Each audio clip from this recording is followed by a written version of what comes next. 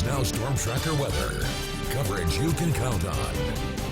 Welcome back. It's great to be with you on this Sunday evening. Meteorologist Brian Ramsey with us. Yeah. Hey, we got the fires burning here and a TS out in the Gulf of Mexico. That's right, a tropical storm. Yep. It's heading for my parents' house. In fact, right down the road from my parents' house, a little town called Freeport is actually completely underwater right now.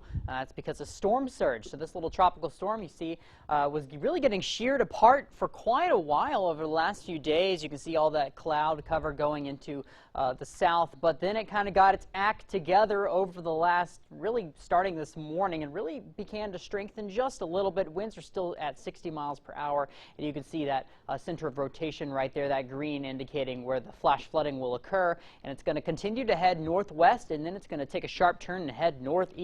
It will not become a hurricane, but it is already, by the way, beta, so we're now in the Greek alphabet. We've used the entire English alphabet. Yes, that's how many hurricanes we've had this season, and we're in the middle of the season. So the season doesn't end until October ends. So we still got a long way to go with hurricane season. That will cause flash flooding concerns out there, but I got a time-lapse look of the fire here. You can see the Bear Fire burning right out here. This is looking just north of Forbestown, so you can see lots of plumes of smoke going out there. It's burning pretty aggressively right now out there, but that's because it's really hard to access in the mountains out there. It's in some very steep, rocky terrain, so it's just very hard for firefighters to get out there. And since smoke is still getting put out by that fire, we're seeing lots of haze in the region. So this is a look from Sawmill Lookout. This is on the ridge. So you're seeing very hazy skies on the ridge where the air quality is actually unhealthy on the ridge at this time, and unhealthy for sensitive groups as we head into parts of the Central Valley. You can see the fire still burning right there, the Bear Fire. We also got the August Complex, largest fire in California history. The Red Salmon Complex as well is still putting out that smoke. That's been burning for longer than all the others, and it's still going as well. So that's still going to cause air quality concerns because the winds are light, so the smoke has nowhere to go. The temperatures right now also a lot hotter today than they were yesterday. We hit the 90s in parts of the North Valley, 80s in the Central Valley still, but pretty close to the 90s as well, and we're seeing some 70s in the mountain regions right now. Tonight and tomorrow, though, across the lower Klamath Mountains, overnight lows getting into the 60s. Highs will be getting into the 80s tomorrow, but not the 90s. We are going to be a little bit on a cooling trend starting tomorrow. Winds will be pretty light tomorrow in the Sierra Cascades, which means we could see some air quality concerns. Highs only getting into the 80s out there. As we head a little lower in elevation onto the ridge, we're going to see highs right around in the mid-80s as we head maybe to Magalia or Paradise, and then once we go into the Sierra foothills, we'll see more 80-degree temperatures out there.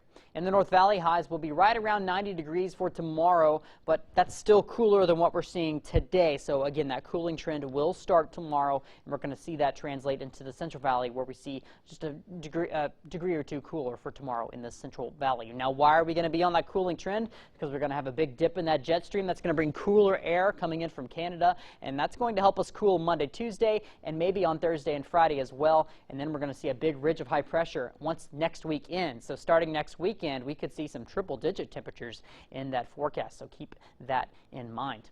Tomorrow, though, is miniature golf day, so get ready for miniature golf. That's actually my favorite date idea, by the way. Miniature golf, really great idea. As for a look at your 7-day forecast in Chico, got a high of 86 degrees for you for tomorrow. And then that cooling trend is pretty obvious in the 7-day forecast. You see we're all the way down to 81 degrees by Friday. Maybe we won't even hit the 80s on Friday, but we do warm up pretty quick on the weekend. As for Redding, a high of 90 degrees for tomorrow.